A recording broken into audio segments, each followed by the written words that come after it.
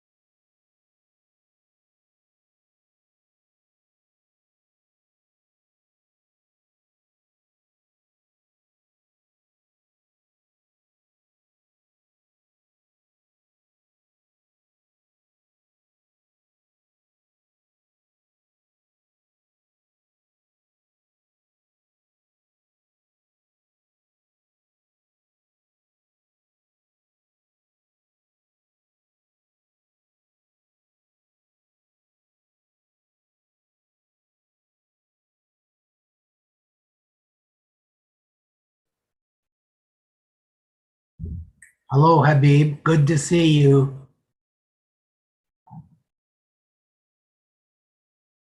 Hi, Glenn. How are you? I'm fine. Nice to Yes, see you. good to be with you tonight. Thank you. Thank you. I'm sorry to hear about your brother and I think it Oh, was, his wife. Yeah, you heard. Yeah, yeah. yes. Oh, at least they died together, hey, Habib? Yeah. They Yeah. didn't have to grieve the other's death. No, no, no. It's been quite a, How are you doing? pardon me, How are you doing? doing okay. Yeah, like Okay. so many suffering the effects of this long pandemic and are Yes. having to be so careful. Again, just it happens all the time. Two more members of my family are infected. There was a lady coming here today for 4 days. She just found out before she left that one of her nieces was infected with COVID and she was in contact. So that seems to be daily, and that grinds us down. So hopefully it's going to bring us still closer together. I hope. Yes, Thanks for asking. not at all, not at all. Okay, are we ready to start? I think we're just waiting for Mr. Friday to join us, and then we should be ready.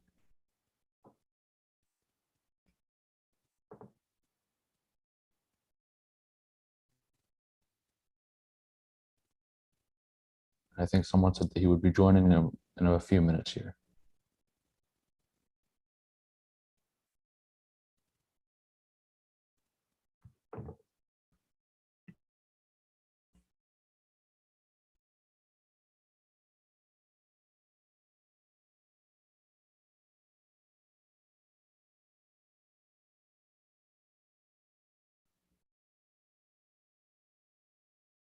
Okay, I just got, we can start and he will join when he can.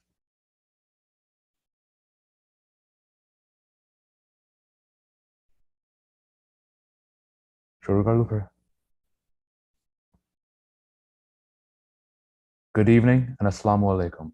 May peace and blessings of God be upon you all. My name is Madi Rahman and I'm with the Ahmadi Muslim community in Regina.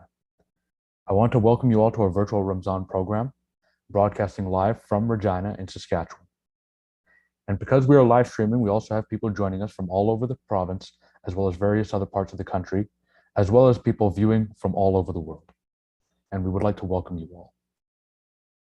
We are at a moment in history when it is truly time to focus on repairing the relations between immigrant Canadians who have settled here over centuries and the First Nations people who have walked these lands since time immemorial.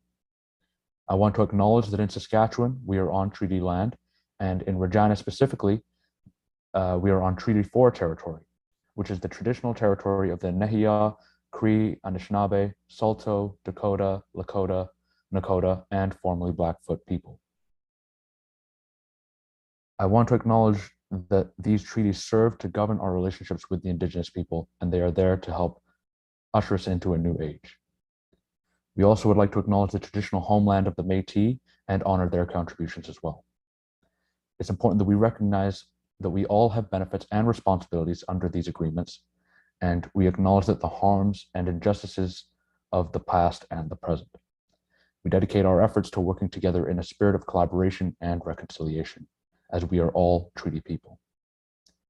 Now, with the ongoing COVID-19 pandemic, our community, the Ahmadi Muslim Jamaat in Canada, has launched a unique national campaign to allow Canadians an opportunity to experience Ramadan while still confronting to the social and physical distancing guidelines that have been set by the health authorities. So Ramadan, for those of you who are unaware, is a very special month for all Muslims. Simply put, it is not just refraining from food or water, but it's also a time of focusing on self-discipline and our own spirituality, as well as being thankful for everything that we have. And we wish to share this wonderful month with all Canadians. Canada is a very multicultural society, and as Ahmadi Muslims, we are extending an invitation to all Canadians to experience this month with us. This campaign allows us to provide a platform for everyone to experience Ramadan with their fellow Muslims and participate alongside us in this special month, and successfully bringing communities together across the country. Like our mosque doors, our hearts are also open to everyone. Now, throughout the program, we invite you to tweet comments and even questions using hashtag virtual Ramadan.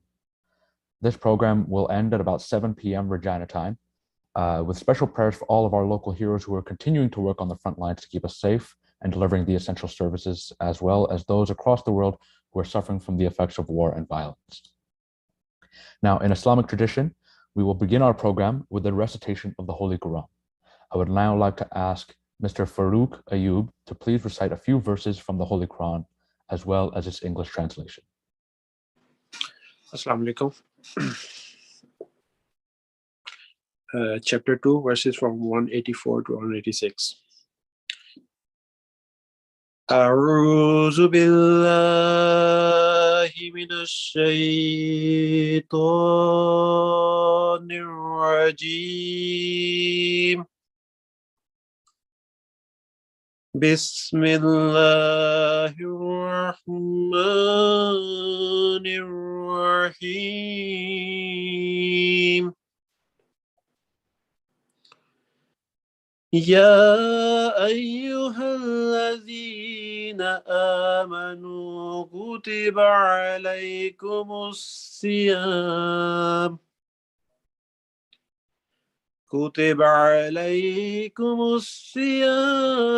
كما كتب على الذين من قبلكم لعلكم تتقون أياما معدودات فمن كان منكم مريضا أو على سفر فعدة من أيام أخر وعلى الذين يطيقونه فدية طعام مسكين فمن تطوع خيرا فهو خير له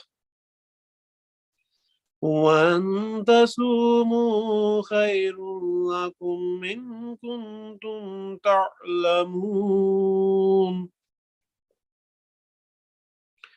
شهر رمضان الذي أنزل فيه القرآن هدى للناس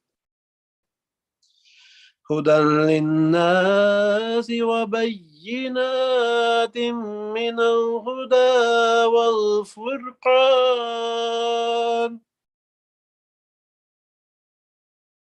فمن شهد منكم الشهر فليصم ومن كان مريضا أو على سفر فعدة من أيام أخر يريد الله بكم اليسر ولا يريد بكم العسر ولتكملوا العدة ولتكبروا الله على ما هداكم ولعلكم تشكرون. Now I will translate the verses I just recited. I seek refuge in Allah from accursed shaitan. In the name of Allah, the gracious, the merciful. Oh yeah, who believe, fasting is prescribed for you as it was prescribed for those before you, so that you may become righteous. The prescribed fasting is for a fixed number of days, but whoso among you is sick or is on a journey shall fast the same number of other days. And for those who are able to fast only with great difficulty is an expiation, the feeding of a poor man.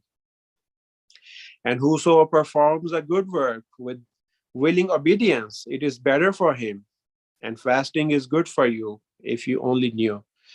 The month of Ramadan is that in which the Quran was sent down as a guidance for mankind with clear proofs of guidance and discrimination. Therefore, whosoever of you is present at home in his month, let him fast therein. But whoso is sick or is on a journey shall fast the same number of other days.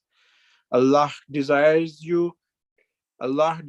to give you facility, and He desires not hardship for you, and that you may complete the number, and that you may exalt Allah for His having guided you, and that you may be grateful.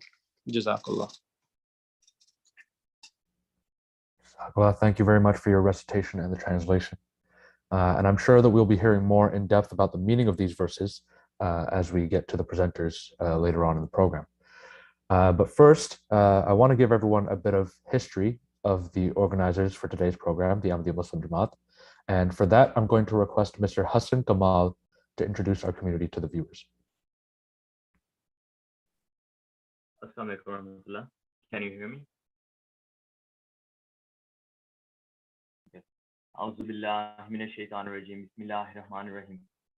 I seek refuge to Allah from Satan the rejected. In the name of Allah, the gracious, the merciful. The Ahmadiyya Muslim Jamaat is a dynamic, fast-growing international revival movement within Islam.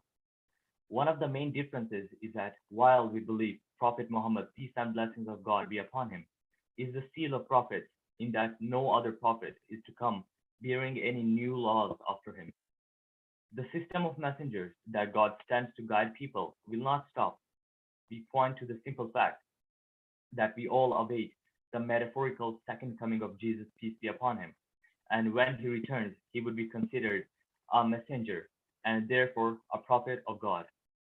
All messengers after Muhammad, peace and blessings of God be upon him, would be subservient to him and only come to revive the true teachings. The Ahmadiyya Jamaat was founded in 1889. It spans over 206 countries, with membership exceeding tens of millions. The Ahmadiyya Muslim Jamaat is the only Islamic organization to believe that the long-awaited Messiah has come, in the person of Hazrat Mirza Ghulam Ahmad, peace be upon him, who is the founder of the Ahmadiyya Muslim Jamaat. He was born in 1835 in a small village in India called Qadian. He claimed to be the metaphorical second coming of Jesus of Nazareth, peace be upon him, and the divine guide whose advent was foretold by the founder of Islam, Holy Prophet, peace and blessings of God be upon him. The Ahmadiyya Muslim Jamaat believes that God sent Ahmad, peace be upon him, like Jesus, to end religious wars, condemn bloodshed, and reinstitute morality, justice, and peace. You may have heard our motto, love for all, hatred for none. After his demise in 1908, there has been a system of successorship known as Caliphate. And currently, we are the largest Muslim organization led by one leader whose name is Hazrat Mirza Masroor Ahmad.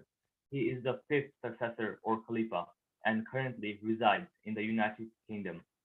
He most recently visited Canada in 2016 for an unprecedented 8-week Canada-wide tour, delivering message of peace, love, and justice. I encourage, if you want to learn more, please visit alislam.org. Thank you, Mr. Kamal. Now, moving on to the next item, we have a presentation on the topic of the blessings of Ramadan. And I now pass the floor on to our respected missionary, Khalil Tanvir of Regina, to please address the audience.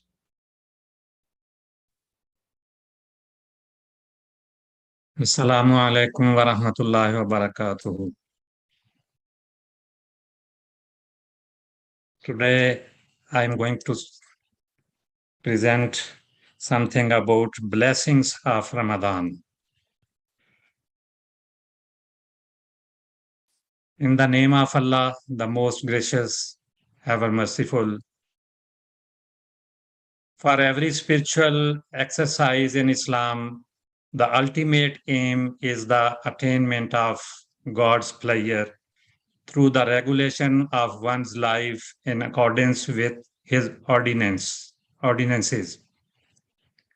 Of the 5 articles of faith of Islam, the 4th is fasting during the month of Ramadan. The Holy Quran has recited the verses just before regarding to the Ramadan.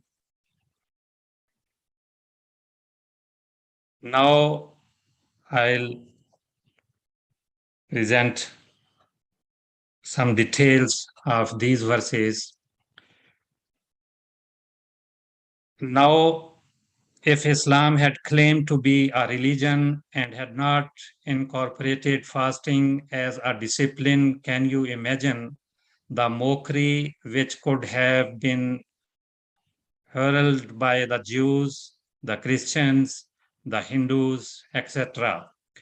But then it can be said that Islam copied this teaching from other religions. Yes.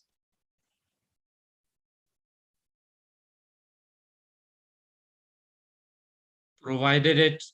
It is also said that Islam believes in the unity of God, in his chosen prophets, his sacred books, in acting righteously, etc.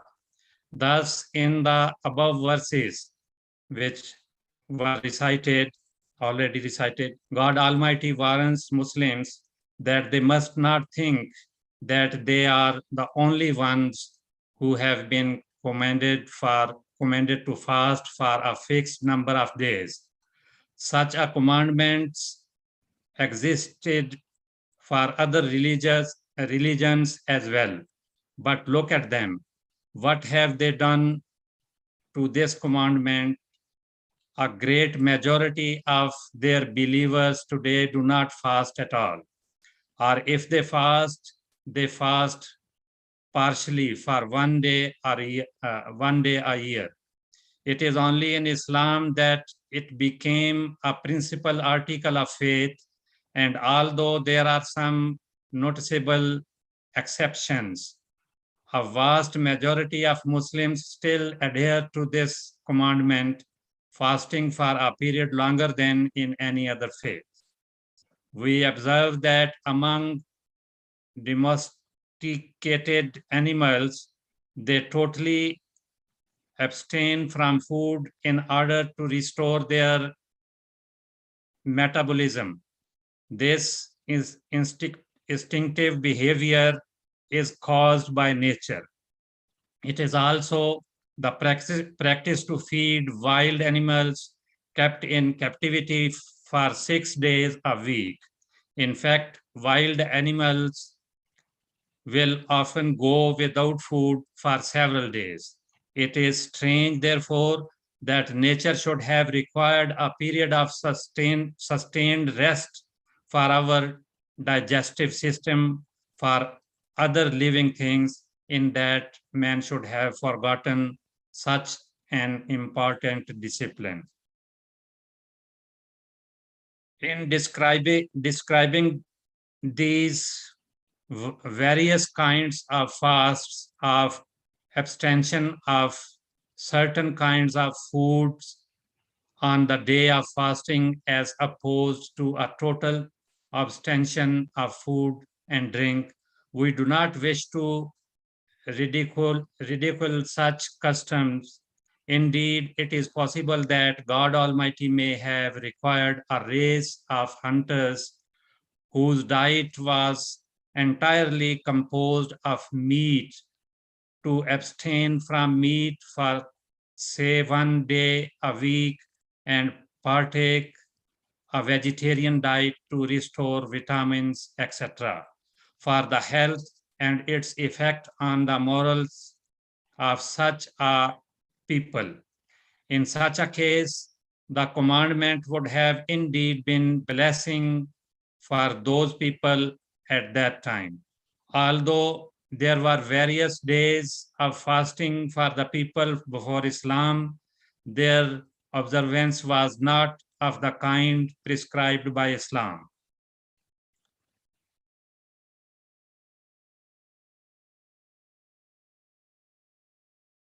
Fasting is an old universal institution practiced since ancient times.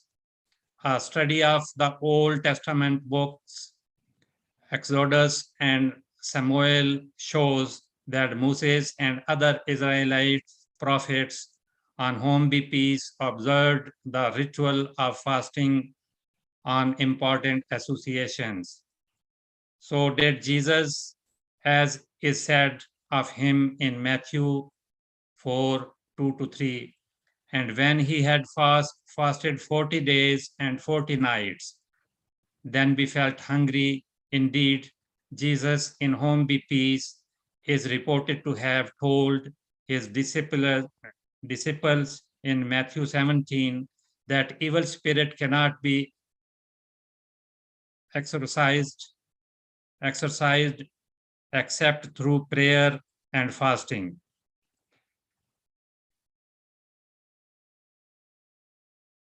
In Encyclopedia Britannica, fasting is explained as follows. Omanset by far, however, of all the uses of voluntary fasting in the past and at the present time, it is practiced as an act of self-denial with definite religious intention. By the greater number of religions in the lower, middle, and higher cultures alike, fasting is largely prescribed, and where it is not required, it is nevertheless practiced to some extent by individuals in response to the prompting of nature. What are the objectives of observing fasts? The Quranic verses recited, quoted, stipulates three objectives for fasting. First, so that you may become righteous. The very act of fasting to comply with the commandment of Allah creates a sense of obedience to Him, which leads man to conduct his life generally in accordance with his wishes, avoiding evil tendencies and doing good all round for the attainment of his pleasure. Thus is the righteousness achieved. Secondly, that you may exalt Allah for his having guided you. The prime object of man's creation is exalt Allah, and that is why during the month of Ramadan and during the Eid prayers following it, considerable stress is laid on the recitation of takbir. Third, that you may be grateful. This is a necessary corollary to the attainment of the two preceding objectives. What are the attributes of the month of Ramadan? The month of Ramadan carries many special attributes which have been described by no less an authority than the Holy Prophet himself. May peace and blessings of Allah be upon him. Some of these are the opener of paradise. Abu Huraira relates that the Holy Prophet, may peace and blessings of Allah be upon him, said that from the first night of the month of Ramadan, satanic forces are chained, rebellious elements are disciplined,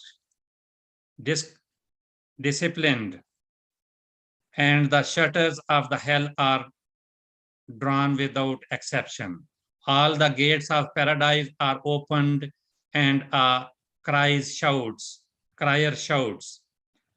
O the seeker of righteous deeds, proceed, and O the recliner to evil intentions, desist. Many sinners are granted amnesty from hell, and this occurs every night of the month. Another is that month of magnificent charity. Ibn Abbas relates that the Holy Prophet, may peace and blessings of Allah be upon him, was the most generous of men, and he was at his most bountiful during Ramadan when Gabriel visited him every night and recited the Quran to him. During this period, the bounty of the Holy Prophet waxed faster than the rain-bearing breeze. Now, I'll mention some benefits of fasting. It needs to be emphasized once again that the true benefits of fasting are spiritual and connected with religion. The physical benefits are also substantial and cannot be ignored. Some of the very many benefits are enumerated below. It is an excellent religious discipline which trains the mind and body to cope with crisis. anger, hunger, thirst, etc. According to one mystic, the secret of life is to speak little, eat little, and sleep little. All these disciplines are exercised during the month of fasting. It encourages prayers, alms giving, the doing of other good deeds, and refraining from evil giving one power to overcome all evil. It liberates the spirit to detach itself from worldly pursuits to seek a healthy living relationship with God Almighty, thereby increasing one's faith. Man acquires for a period godly attributes. Those are God does not sleep or eat, only goodness emanates from him. As a great emphasis is placed on reciting the Holy Quran, it can be a wonderful source of guidance and revelation of communion with God. It also encourages the growth of grace, forbearance, fortitude, humility, simplicity, sacrifice. If man can sacrifice food and water, he can also sacrifice his life for God. It resorts one's health. Some doctors have developed a system of health through an almost exclusive use of fasting. It is medically proven that those who fast for a long period regain a fine head of hair and recapture part of youth and physical growth. In this book, Preservation of Health, Dr. H.A. Morton, White by a well-known surgeon, has shown that overeating can have very dire consequences and that fasting can be a genuine source of health. Dr. Otto H.F. Beckniger writes in his book about fasting, takes the same view. It cures addiction to alcoholism, drugs, smoking, which are all injurious to one's health. And in the last, it curbs carnal pleasure of the flesh so that sexual desires are not misspent. These are but a few of the very many benefits of fasting. For the lack of time, I go to the end of my presentation at this. Thank you very much. Thank you very much, Rabbi Sub. I'll now be going through some of our honored guests that have joined us for this program. To begin, we're going to go to Mr. Claudia Friday, who has been a community friend of ours for a number of years now.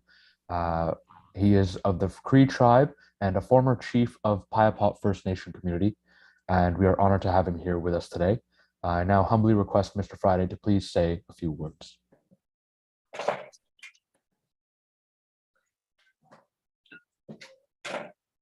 Hello, good evening.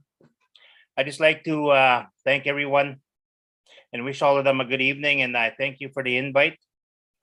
I'm a former chief, former band counselor of our community. I live here and reside on Piapot First Nation, about 30 kilometers north of Regina.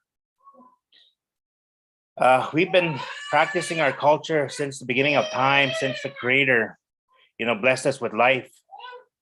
We follow our teachings through ceremony, through the pipe, and that's where we get our healing from in our teachings. But we've been fasting for a long time. We just finished off our fast here Easter Sunday. We were done. We fast for 4 nights, 4 days, and for us,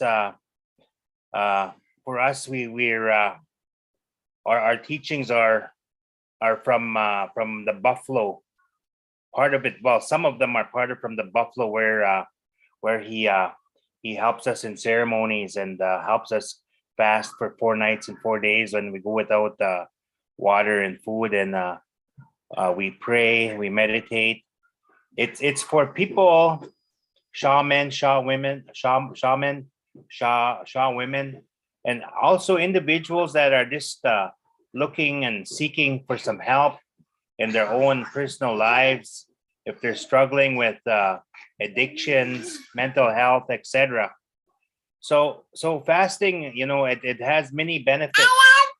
Many benefits. My little girl here. But anyways, honey, unplugged it. Honey, it's unplugged. So, but anyways, so don't mind my daughter. But anyways, so we've been fasting, you know, I've been doing this for over 20 years now. We fast in the springtime during Holy Week. We call it during Holy Week. And then we finish that off. And then during the summer, we do the Sundance and the Vision Quest, and we finish off with a fall fast.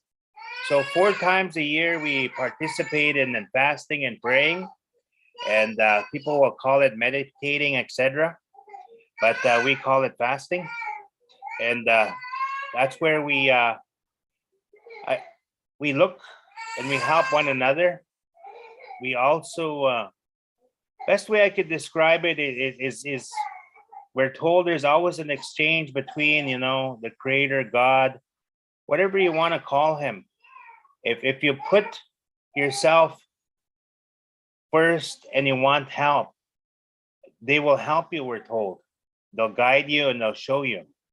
And that's what our forefathers relied on, our shaman relied on. They helped our people with the medicines, with the teachings, etc. We've overcome a number of, you know,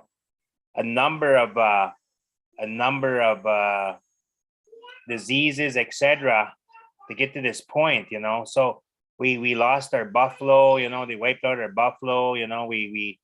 We're a nation that's been through a lot, but relying on fasting and prayer has guided us through.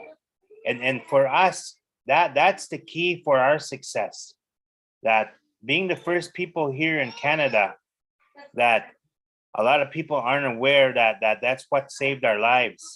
That's why we were never wiped out from this country, because our faith and our teachings from our forefathers, we still rely on that today to guide us and help us through all the situation that we face in this world today. And we always believe that they say time changes, but for us, it doesn't. It's still the same. People change. So that's why we hang on to our pipes and our beliefs, and we're taught to respect all nations. And that's our forefathers' teachings right from the heavens, that we're taught to respect all nations, because we were told that from the beginning of time that there's 4 nations, respect them all. So that's what we're taught, and that's what we live by, and that's what we practice.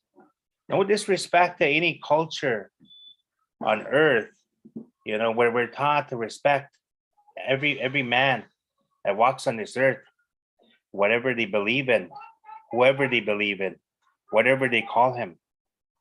So we do not discriminate in our teachings of our forefathers, where we're taught, you know, to be humble.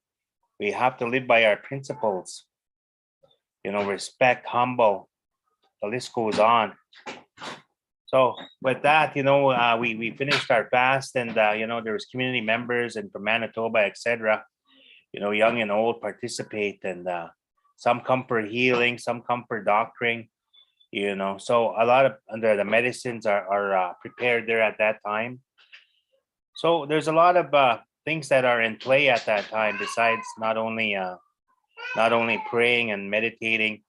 We have to we're taught all the medicines that have been passed down since the beginning of time, you know, for anxiety, for cancer, etc. So high blood pressure. So there's a number of medicines we prepare during a Holy Week that we rely on to make it through till the following year. So that's the time we're allowed to make them. So with fasting, there's a number of things in play. Not only, like I said earlier, fasting and praying and meditating. So we also have to prepare ourselves to make the medicines and follow protocol on step by step on preparing them and making them. We just cannot go out, gather from Mother Nature and just grab them and like going into the superstore or whatever. They come from across the medicine line, we call it. Our people ventured all over Turtle Island. We call North America Turtle Island, and our medicines come from all over Turtle Island. So they're gathered, across in the United States and in the mountains, etc. To make one medicine, we have to gather about 13 plus to make one.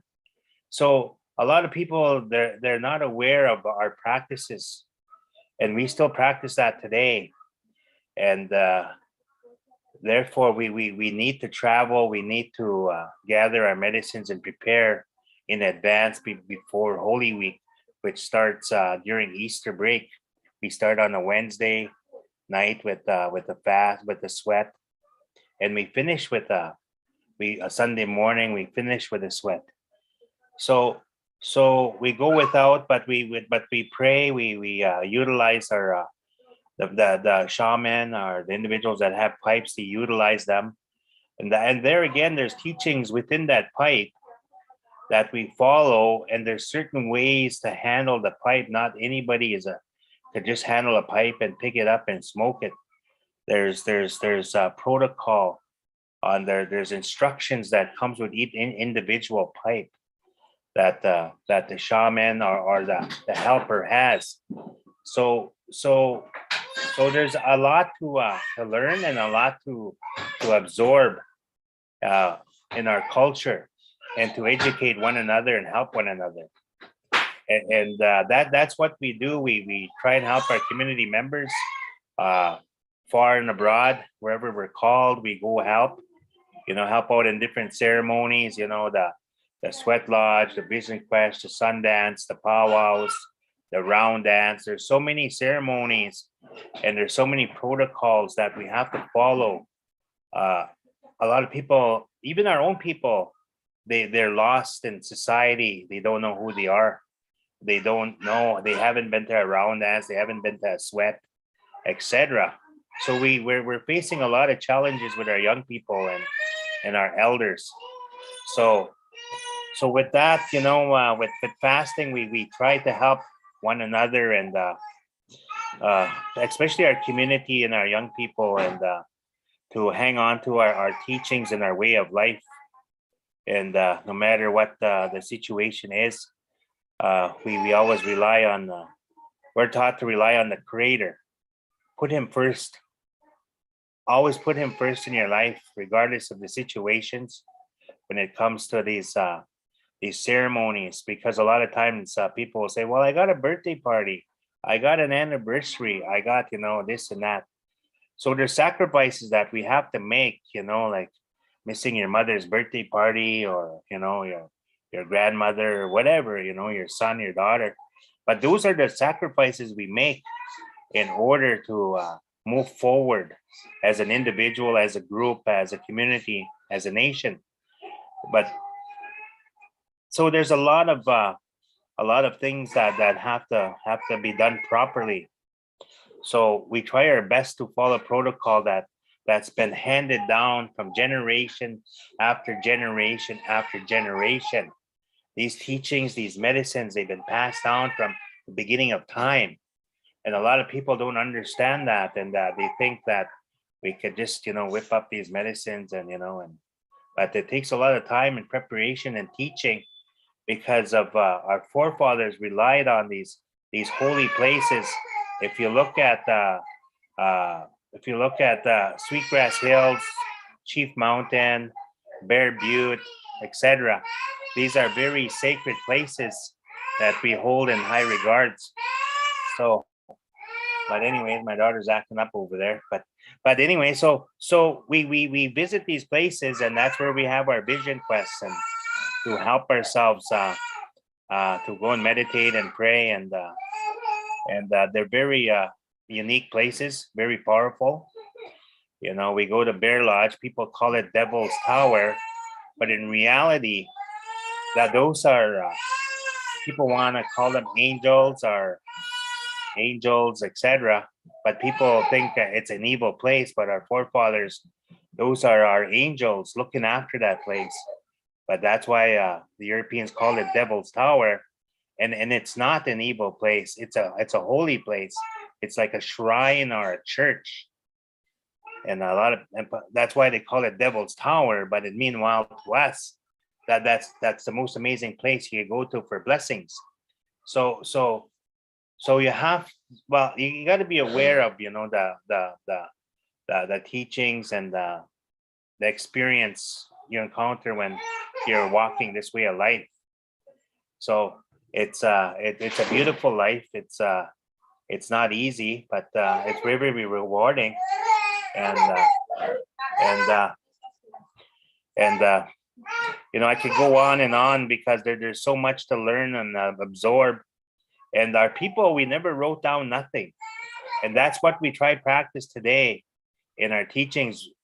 You know, we don't write down nothing. We're told once to try remember something, and that's what we've been practicing ever since the beginning of time, and we still try to do that to the best of our knowledge. So there's a lot to absorb and a lot to learn. And you know, I could talk about you know, these sacred places that bear butte and a number of them across Turtle Island, which is North America. They were put here for from the beginning of time, where our people, our shaman, will go and help. You know, if there's sickness, they'll go there and pray and meditate and ask for direction and help.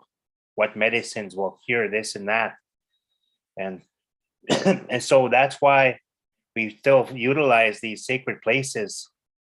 And some of them are being contaminated now. You look at Cypress Hills in Saskatchewan, Canada. There's too much people going there and destroying our sacred places. So therefore, there's too much negativity there, and then our so-called the angels are, you know, if people want to call them angels, we call them grandfathers. They'll leave that area, and it won't be so strong. That's just one example. So there's a lot of our places are getting destroyed. And again, I'll go back to Bear Lodge. People call it Devil's Tower, but it's become a monument, and people are climbing on there, and our ancestors and the spirits, they don't like that, eh? So they leave, and it doesn't have that sacredness or that feeling anymore. So that's becoming less, and so a lot of people they don't use it as much because it's contaminated, so to speak, by being too much people exploiting it. Like, for one example, we were there and people were climbing up there at night. You know, they're using it as a mountain to climb at night, and it's very sad, you know, disrespectful in our eyes, you know, they don't see us going to climb all over their churches while they're praying, you know. So, but a lot of people don't understand the significance of these places for our people to hang on to our ways. And that's what kept us alive all these years, and they're still keeping us alive. And but I'm grateful, you know, for the invite and the little bit of knowledge that I know. I mean, that I've been taught. I try my best to share it with anyone and everyone that's interested, because we're taught, you know, never to discriminate. And if people ask, you know, share, tell the truth, be honest, and that's part of the teachings, is who we are, how we live, you know, because we got to hang on to our ways. That's what's going to save us. And that's for us, it's hanging on to our pipe and respecting all mankind and all nations. So I could keep on going on about the Sundance. That's the ultimate of our ceremonies, because that's where it leads up to. In the spring fast, you prepare for that. That's where you make your vow. You're gonna say, okay, I'm gonna do the ultimate, is the Sundance, and that's where you go without water and food for 4 days of dancing, from the sunrise to the sunset all day. No matter the temperature, rain, heat, they sing and then you pray out there. You go out there in the harbor, under the sun, and nothing to protect you. And that's where you dance and you pray. And a lot of beautiful things happen out there, and for our people. And that's why our forefathers were gifted. They were herbalists. They were astronomers, you name it, because it came from the Creator. These teachings, they came down and they'll speak to our people on what to do and how to do it. And to this day, a lot of our people, they still rely on these ways on how to guide us and what do we do in certain situations. And I'll share a quick story. Sorry, Mr. Friday, I would love to let you keep going. Okay. Unfortunately, we do have some other guests as well. I'm sorry. I didn't know that. Okay. No. I really, honestly, listening to you and learning about everything, it's astounding of how similar our cultures can be and how similar our traditions can be as well. So yeah, honestly, I could listen to you, and I'm sure a lot of our guests could listen to you for hours on end. Unfortunately, we do want to hopefully finish this up in about 15 minutes or so here. No, it's perfectly all right. We appreciate you sharing your knowledge with us. But thank you so much, Mr. Friday. We really appreciate the knowledge being shared from you. But we are going to move on. Okay, thank you. I apologize. I didn't realize how much time I had. Nobody informed me, so I'm sorry. It's all right. Thank you perfectly for your invitation. No, thank you for being here with us, Mr. Friday. It was a great pleasure. All right, thank you. So we are going to move on to our next guest.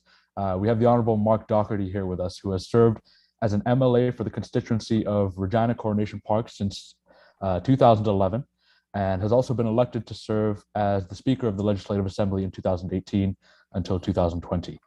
Mr. Doherty has also worked in various humanity-serving roles, including being the director of Dale's House and also being a founding board member of the Street Culture Kids Project, and has helped a lot in the North Central community here in Regina. He's also been a very good friend of the community for a number of years as well, and I'd like to ask him now to please say a few words. Thank you so much. Assalamu alaikum. And Ramadan Mubarak to all of you. And thanks to the leadership of the Regina AF community for inviting me to attend this gathering and to bring greetings. I'd also like to thank former Chief Friday for his words, and also to acknowledge that while I'm on Treaty 4 territory here in Regina, and also like to reiterate that we're all treaty people. So that has to be certainly acknowledged. And I know the past 2 years, it's been very difficult for everybody, including Muslims in our province and around the world, for not being able to get together, for doing iftar, for prayers, celebrating Eid, as for many other faith-based communities around the world.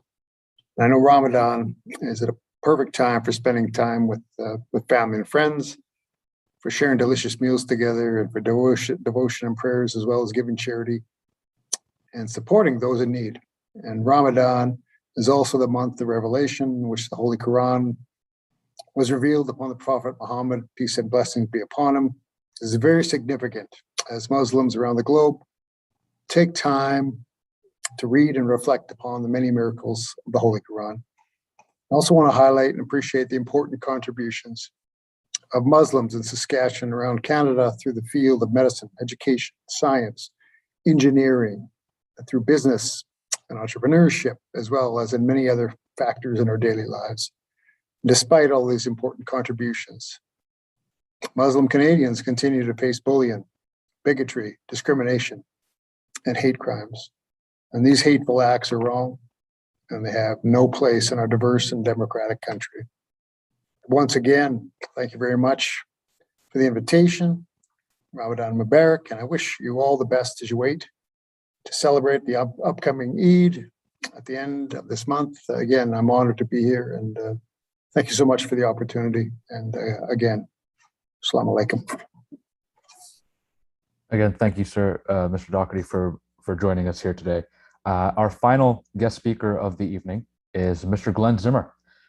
He is the co-founder and co-director of the Capel House of Prayer near Fort Capel, which has been a place of community, silence, and solitude set aside for personal reflection and prayer for people of all religions. It has been in existence for just over 26 years, which means that I am just about as old as your house of prayer is. So just in case you were curious about that. Mr. Zimmer himself was ordained 50 years ago in the Roman Catholic Church and has been involved for most of those years in interreligious ministry, both locally and elsewhere. He's also been a very close friend of the Jamaat for a very long time, and we are happy to see him again after a number of years being separated due to the COVID-19 pandemic. Mr. Zimmer, I'd like to ask you to now please come and say a few words. Well, thank you very much. And I too express my gratitude for being part of this. I was so aware of the beginning of Ramadan, or the evening before April the 2nd, and every day since then I have been consciously with you, worshiping, praying, looking for cleaning up my own life. It's a good month to be with my Islamic sisters and brothers. So peace be with all of you. I was really taken by what Chief Friday had to say, and also Mark Doherty, especially the reminding ourselves at the very beginning tonight that we are on Treaty 4 territory. Where I live in the Capel Valley, it's Treaty 4, where Regina is, and lots of territory around here.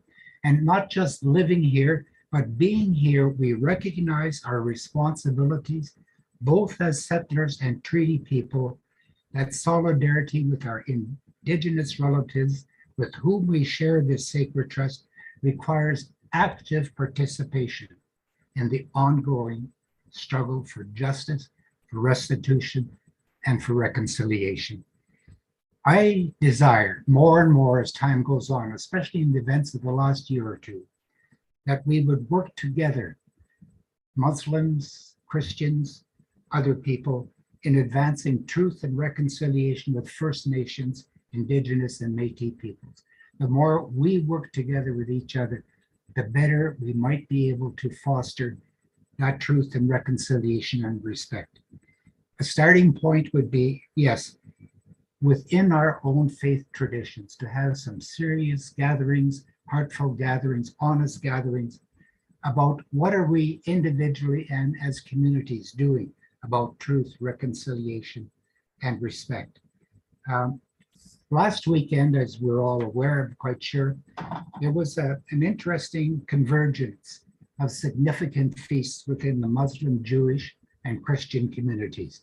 And just to quote briefly from an op-ed in the Globe and Mail a week ago yesterday, written by Charles Cohen, you could argue that the current convergence of Ramadan and Passover and Easter is an incidental curiosity.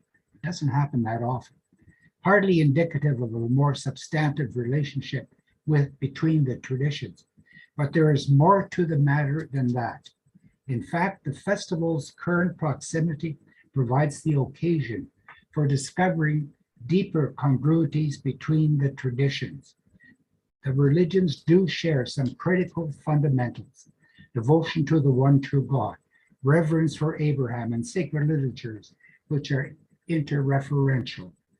The histories of the three religions have braided themselves together for far more than a millennium.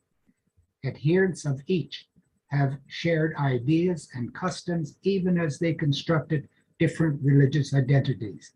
Whether or not the Last Supper was a Passover meal, some Christians now recently have started to hold their own Christ-centered seders to reflect on their Jewish faith's roots. Ramadan echoes, he writes, elements of Yom Kippur, the Jewish Day of Atonement, both of them fasts that recall the divine revelation of Scripture.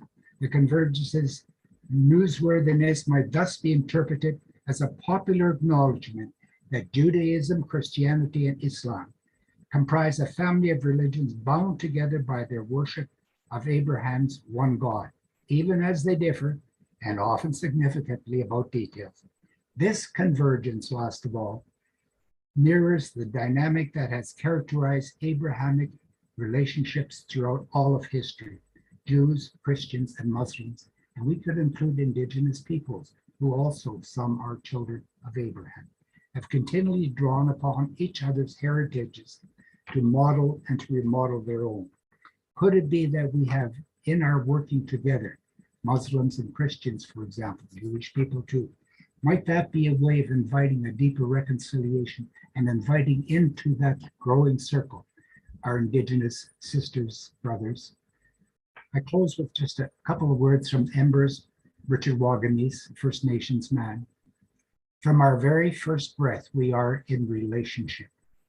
With that indrawn draft of air, we become joined to everything that ever was, is, and will ever be. When we exhale, we forge that relationship by virtue of the act of living.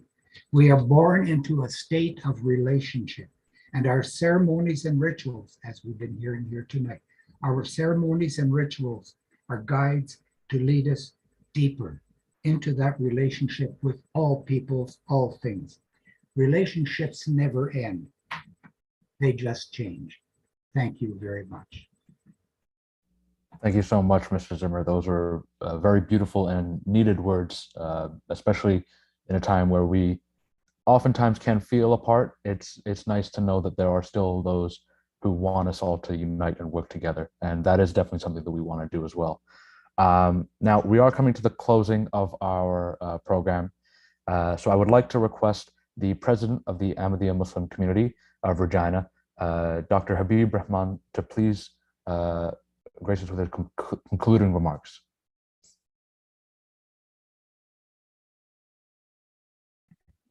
Thank you very much. I'm grateful for all the guests that came to this event and their comments. Mark Doherty, Chief Friday, and our old close friend. We acknowledge your presence here and we are grateful to you. Ramadan is a month of prayers. It's a month of intense prayers, and it's a sort of a training for the Muslims to get closer to God, to fulfill the obligations towards God and towards the creation of the God. This is the last week of Ramadan, but the end of Ramadan does not mean that we stop doing the goods that we have been doing throughout this month. It's a training, and we should continue all the good work throughout the rest of the year. The essence of Ramadan is not just eating at Sahar and Aftar and not eating during the day. It is an exercise to increase your piety and to increase your spirituality and to increase your righteousness, as told by our beloved Imam on last Friday sermon. So we must endeavor to get closer to God, to obey all the commands that He has given us, to fulfill the obligations towards the humanity and towards Allah, and look after each other. These are hard times. We must pray for our brothers in Kashmir. We must pray for our brothers in Palestine. We must pray for our brothers in Ukraine. They are all suffering. There's a great deal of misery around the world. We must pray that may this war in Ukraine is not a trigger for a third world war. We must pray that the politicians around the world have the wisdom to deal with this calamity in a way that does not lead us to a bigger calamity. Our prayers must also include all those people who are sick, who are suffering, and who are being oppressed throughout the world, no matter where they are and no matter what religion they belong to.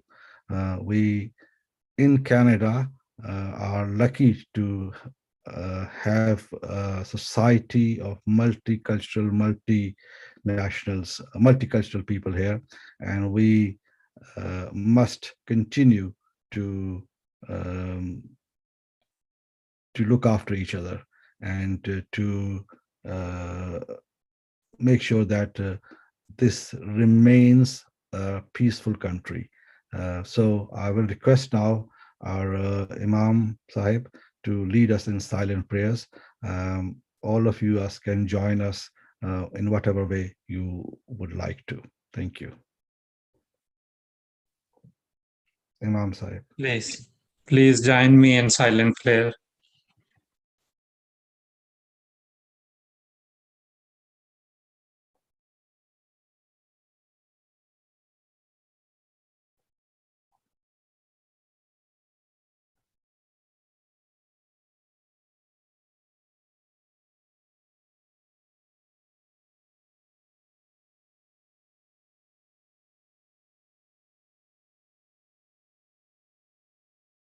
Ameen.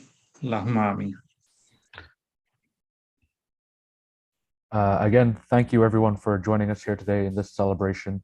We all, on behalf of the Ahmadiyya Muslim community, I would like to wish everyone a happy Ramzan and a Ramzan Mubarak.